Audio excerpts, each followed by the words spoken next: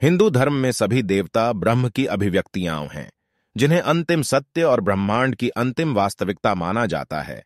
भगवान ब्रह्मा निर्माता, भगवान विष्णु संरक्षक और भगवान शिव संहारक और अन्य सभी देवता केवल ब्राह्मण के विभिन्न गुणों की अभिव्यक्तियां हैं। लेकिन लाखों देवताओं में से जो ब्राह्मण की अभिव्यक्ति के रूप में मौजूद हैं, भगवान शिव को सबसे शक्तिशाली माना जाता है। यहां तक कि भगवान विष्णु और भगवान ब्रह्मा से भी अधिक शक्तिशाली हैं। लेकिन भगवान शिव को इतना शक्तिशाली क्या बनाता है? आइए एक नजर डालते हैं। सबसे पहले यह जानना महत्वपूर्ण है कि कौन है भगवान शिव। मुख्यधारा के हिंदू धर्म में पहले स्थान पर हैं।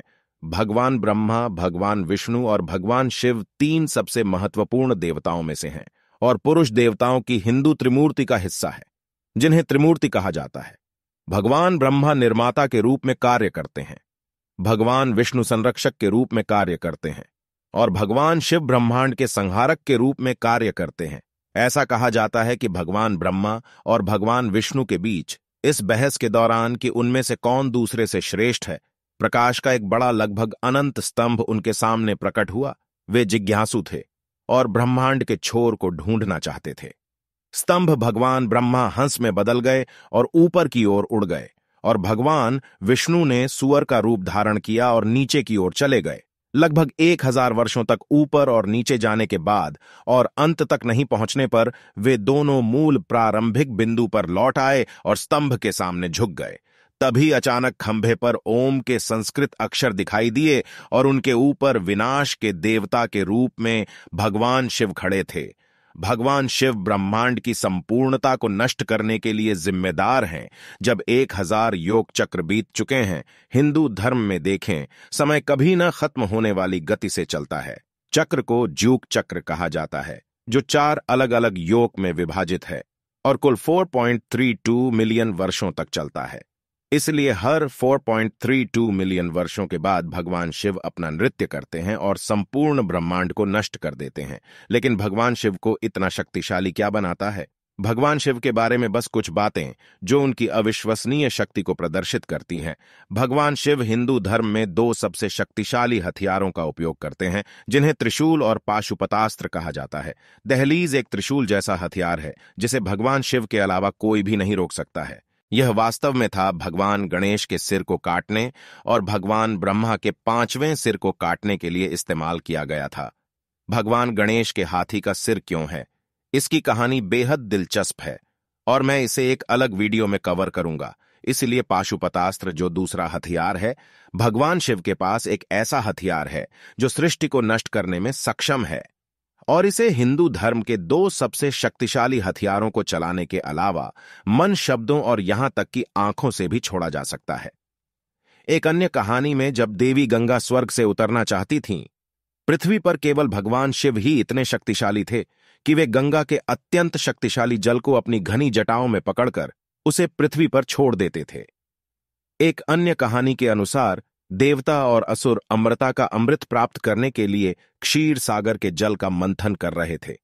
मंथन के परिणाम स्वरूप अत्यंत खतरनाक और जहरीला हलाहल विष उत्पन्न हुआ और इसने चारों ओर की हर चीज को विषाक्त करना शुरू कर दिया।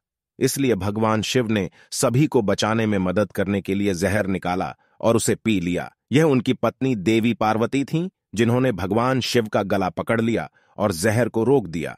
विष फैलने से वास्तव में भगवान शिव का गला नीला हो गया। यही कारण है कि भगवान शिव को नीलकंठ भी कहा जाता है। भगवान शिव ही वह व्यक्ति थे जिनके बारे में कहा जाता है कि उन्होंने अपने पिनाक धनुष का उपयोग करके एक ही तीर चलाकर त्रिपुरा के अविनाशी राक्षस शहरों को नष्ट कर दिया था। अधिक दिलचस्प कहानियों में से एक में शहरों का अस्तित्व मृकंडू नाम के एक ऋषि ने भगवान शिव से एक बेटे के लिए प्रार्थना की, जिन्होंने उन्हें मार्कंडेय नामक एक बेटे का आशीर्वाद दिया, जिसे अपने 16 में जन्मदिन पर मरना था। क्योंकि वह अपने 16 में जन्मदिन के करीब आया, भगवान ब्रह्मा ने उसे सिखाया। मृत्यु पर विजय पाने का एक मंत्र अन्य देवताओं ने भी भगवान शिव से लड़के की आयु बढ़ाने की प्रार्थना की, जिसे भगवान शिव ने स्वीकार कर लिया। हालांकि उसके 16वें जन्मदिन पर मृत्यु के देवता यम के दूत लड़के को लेने आए, लेकिन वह भगवान शिव का नाम दोहराता रहा लेकिन असमर्थ रहा। यम स्वयं बालक के पास पहुंचे और उसे पाताल में ले गए।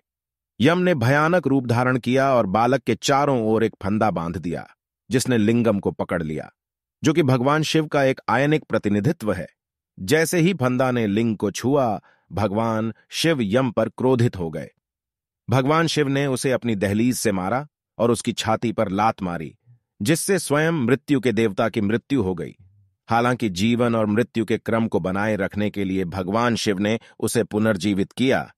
इतना ही नहीं, शैव धर्म के अनुसार, जो कि एक प्रमुख हिंदू संप्रदाय है, भगवान शिव अंतिम वास्तविकता हैं और ब्रह्मांड की सच्चाई। शैवों का मानना है कि ब्रह्मा, विष्णु, कृष्ण और अन्य सहित सभी देवता स्वयं भगवान शिव के विभिन्न गुणों की अभिव्यक्तियां हैं।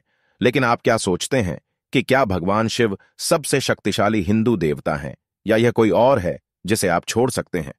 नीचे टिप्पणी अनुभाग में उत्तर दें। यदि आपको यह सामग्री दिलचस्प लगी और आप इसे और अधिक देखना चाहते हैं तो इस वीडियो को पसंद करने और मेरे चैनल की सदस्यता लेने पर विचार करें।